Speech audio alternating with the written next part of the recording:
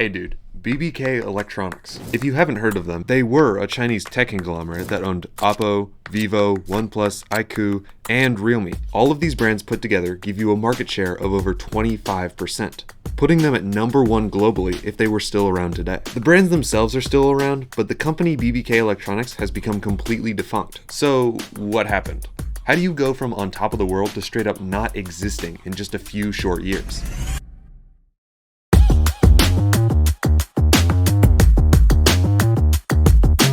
BBK Electronics was founded in Donghuan, China in 1995 by Don Yongping. He was a Chinese entrepreneur with a background in electrical engineering. He's a pretty interesting guy. He got started by ripping off the Famicom in China, and he now lives his retirement in California. He's become rich just based off his majority shares in BBK, Apple, and NetEase. Those are the guys that made Marvel rifles. But back to BBK. They initially manufactured a lot of different electronic equipment, from MP3 players and speakers to CD players and radio transceivers. They quickly became known for their DVD and CVD players,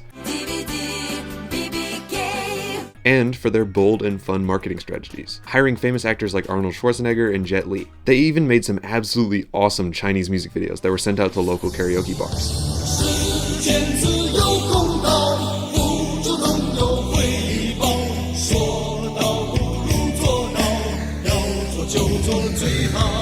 In 1999, the company split into 3 separate companies based on their 3 specialty products. BBK Education Electronics Company was for their learning machines they were making for the Chinese students. BBK Audiovisual Electronics was their DVD and VCD players, and BBK Communications Electronics Company became their cell phone division. In 2001, their CEO Don Yongping suddenly retired. It was unprecedented at the time, but the kind businessman had left the company in very good hands. Each of the 3 branches of the company was headed by an original employee. During his time at the company, Yongping had instilled a great value in his company that continues to this day. Whenever the company reported a major profit, Yongping would withdraw a bunch of money and walk around the office and hand it out as a bonus. He was well known for lending money and helping out both his friends and competitors. This sort of generosity was unheard of in the Chinese market, where cheap labor and cost effectiveness is highly valued. In 2001, the 3 companies jointly funded the registration of the company name Oppo, but they didn't do anything with the brand. That was until 2003 when one of the companies went bankrupt. All of the suppliers and employees from the failing BBK Audiovisual Electronics Company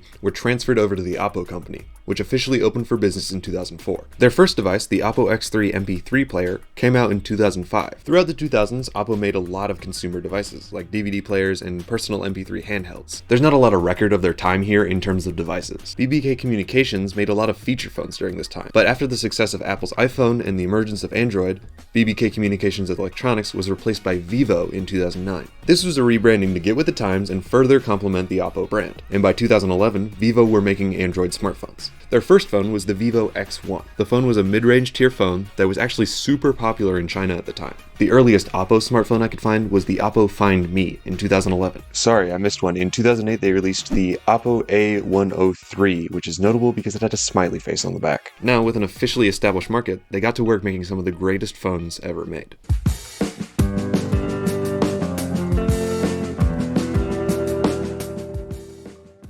2012 was the year of the Oppo Find 5, which was a truly impressive phone. It had one of the highest pixel density screens at the time, making it a serious flagship competitor. In 2013, they released the Oppo N, which was famous for its flipping camera. This was also the year that Oppo started experimenting with making their own skin of Android. The original design was based off of Android 4.0 Jelly Bean, but they didn't give it a name yet. It wasn't until Android 4.4 KitKat that they finally launched it as ColorOS with the Oppo Joy Plus. Since then, Oppo has used this skin as their main operating system. Oppo also started its first subsidiary in 2013, a brand you might have heard of called OnePlus. They were trying to shake up the market with competitive and fun phones based off their new skin of Android called Oxygen OS. OnePlus's first phone, the aptly named OnePlus One, became super popular before it even came out. They had a huge marketing push and received so much demand that the release was pushed back to 2014. If you want an idea of how crazy their marketing was at this time, in 2014 they had an ad campaign called Smash the Past. It was a contest where if you sent in a video of you smashing your phone, you had a chance to buy the OnePlus One for $1.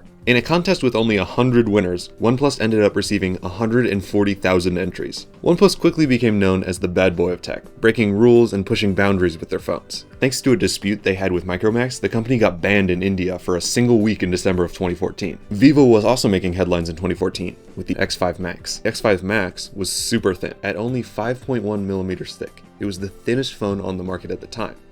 That is until it was bested by the Oppo R5 later that year. Their Vivo X shot was groundbreaking as well, with one of the most outstanding cameras ever seen on a phone. The Oppo Find 7 series did particularly well this year, despite its shocking technical resemblance to the OnePlus One. In 2015, Oppo signed a deal to sponsor FC Barcelona. Throughout all this time, all three phone companies were rapidly expanding across the globe. The highly anticipated OnePlus 2 came out in 2015 and was deemed instantly a flagship killer. It had amazing specs for an amazing price, and it was boosted incredibly by internet publicity. OnePlus was one of the first companies to realize you can get free publicity if you just send your stuff to YouTubers. It was also notable as being the first mainstream phone with a USB-C charger. Yes, technically the Chinese-made Lei 1 had a USB-C charger first, but nobody bought that phone. OnePlus made it popular. The OnePlus X released in 2015, and it was their first budget phone.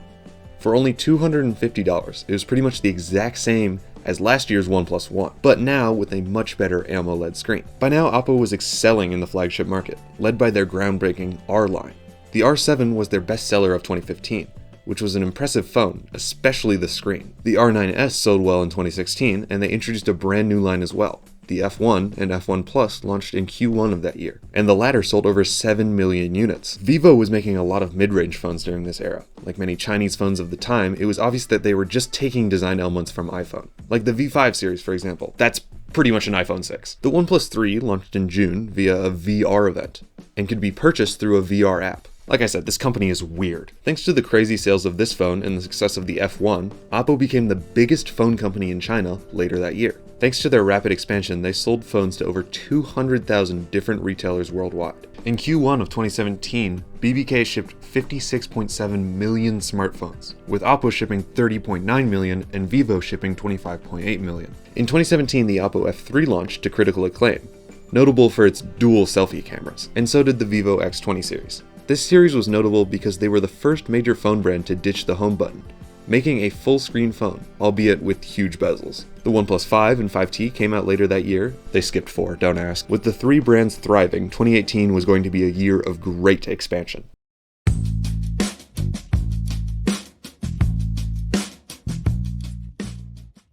In 2018, Oppo created a budget brand called Realme, and in January of 2019, Vivo created iQOO. IQOO, people say it differently in every video I've seen. While Realme quickly became a favorite, iQOO has remained relatively small. Their original goal was to conquer the mobile gaming market, and their first phone was simply called the Vivo iQOO. It launched in March of 2019. Since then, they've released a lot of gaming flagships with relatively low sales. While they are pushing forward innovation, the brand has never really done anything super bold. Realme, on the other hand, they started off strong. The Realme brand was the absolute cheapest offerings. These phones were ultra budget, and while not technically impressive, they still punched way above their weight class. The Realme One in 2018 was a great first step. It was praised for its quick processor, but the company cheaped out on the screen and the speakers. It was followed up soon by the Realme 2 in August. It built on a lot of the basic steps, and both phones had this cool diamond appearance on the back. OnePlus had another fun launch planned for the OnePlus 6T. They were gonna break a world record. The record was most unboxings simultaneously. This record's actually a lot more popular than you would think, and it's been broken by both Xiaomi and Samsung since. Speaking of the OnePlus 6T, it was easily their best received phone yet. It sold heaps, and it was named Phone of the Year by MKBHD. Plus, it got a special McLaren edition. Yeah, OnePlus partnered with McLaren, the guys who make cars. They made a car phone. Oppo had another bestseller that year as well. The A5 sold almost 10 million units, and between all of the companies under BBK, this is their best-selling phone ever. The entire A series overall did very well for the companies. Along with the F line, the A series was Oppo's budget line of phones. Not quite as budget as Realme though. As you've seen, Oppo was the more refined brand, the best of the best. Vivo was sort of their testing ground. Any new ideas they came up with went into one of those phones to prove its worth. Then once it had been proven, it got put into an Oppo phone. In 2018, Vivo made the first phone ever with an under-display fingerprint reader. It was in the Vivo X20 Plus HD. Then again in the same year, they made the first ever phone with a pop-up selfie camera, the Vivo Nex S, and the Oppo Find X copied it later that year. Yeah, that short-lived trend that I talked about in these two videos, they started it. It's kind of incredible all the cool and eventually useful stuff that they pioneered with the Vivo brand. During this era, Vivo and Oppo were both experimenting in pioneering the fast charging system with their VOOC system, which by now had become better known as the Warp Charge system. It allowed them to charge their phones wicked fast. In just a few short years, the two main companies, Oppo and Vivo, had become global powerhouses, with a 7.4 and 7.5 market shares respectively in Q1 of 2019. But they were just getting started.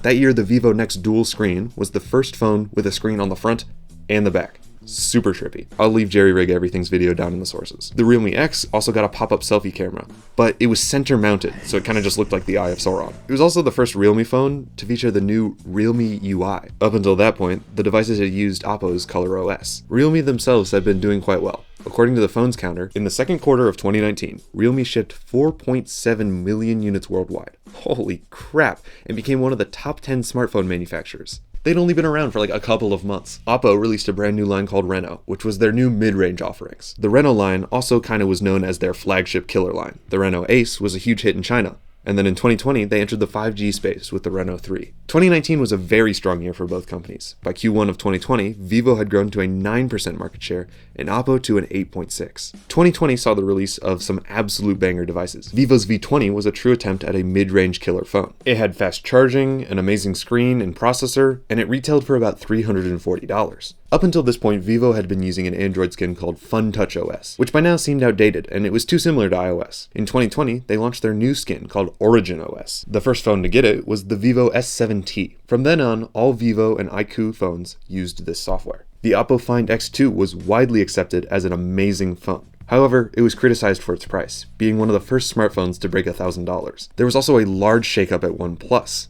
One of the original founders, Carl Pei, left the company to start his own phone business. This venture morphed into the phone company that we now know as Nothing. And I actually own some Nothing earbuds.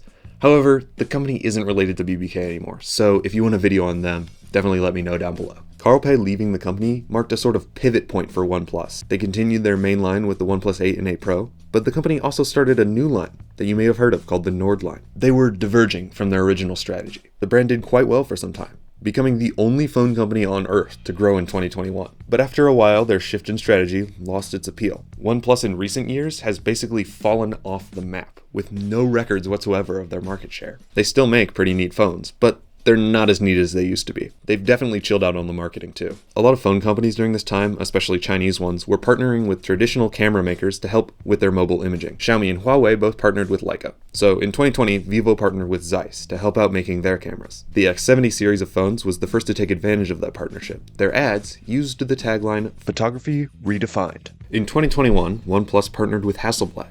A year later, Hasselblad also partnered with Oppo. Oppo passed Vivo in terms of market share in 2021, but the two companies have remained incredibly close ever since. Also in 2021, Vivo launched the Vivo V21, an affordable camera-focused phone that came in fun colors like neon green. Oppo's Reno 6 Pro was another great flagship, focusing on camera quality and featuring HDR video. Oppo Reno 6 series, every emotion in portrait. You can see by now that a lot of the phones they were making were focusing on camera specs and quality. This is largely because the Chinese and Indian markets, where they were the most prominent, placed a large importance on camera features. In 2021, Oppo released the Find N, their first foldable phone. They also started to depart from the smartphone brand. It started when they released their first watch in 2020.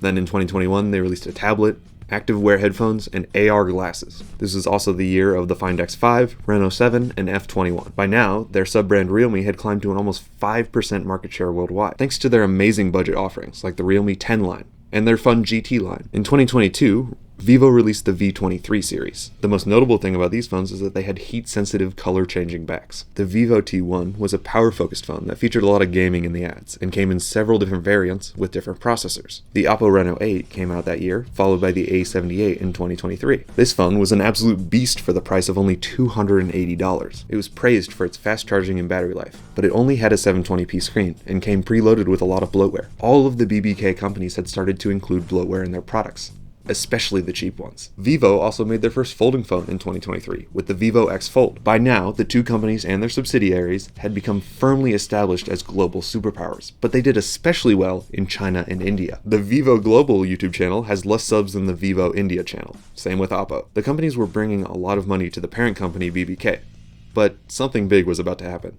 The band was about to break up.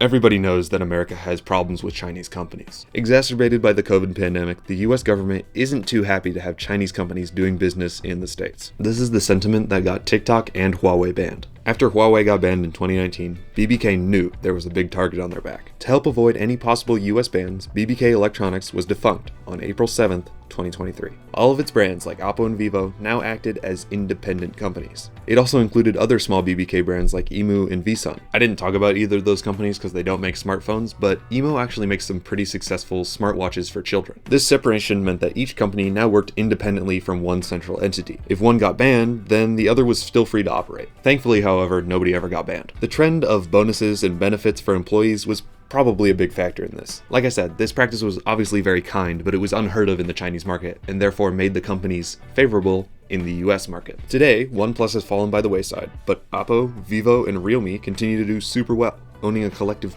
25% of the market share. If it were still around, this would make BBK the biggest smartphone manufacturer in the world. With a focus on good cameras and reasonable pricing, they paved the way for inventive and revolutionary phones. They popularized the USB-C charger, they invented the pop-up selfie camera, and the under-screen fingerprint reader. They were also the first company to ditch the home button and make a full-screen phone. On top of all that, they maintain one of the kindest and most inclusive work environments for employees. The customers love the products, and the workers love to work. Together, these companies make some of the greatest phones ever made. As always, I'd like to thank all of my members listed there on screen. You can check out my Instagram at owencook.mp4. I have more videos just like this one, and party on, dudes.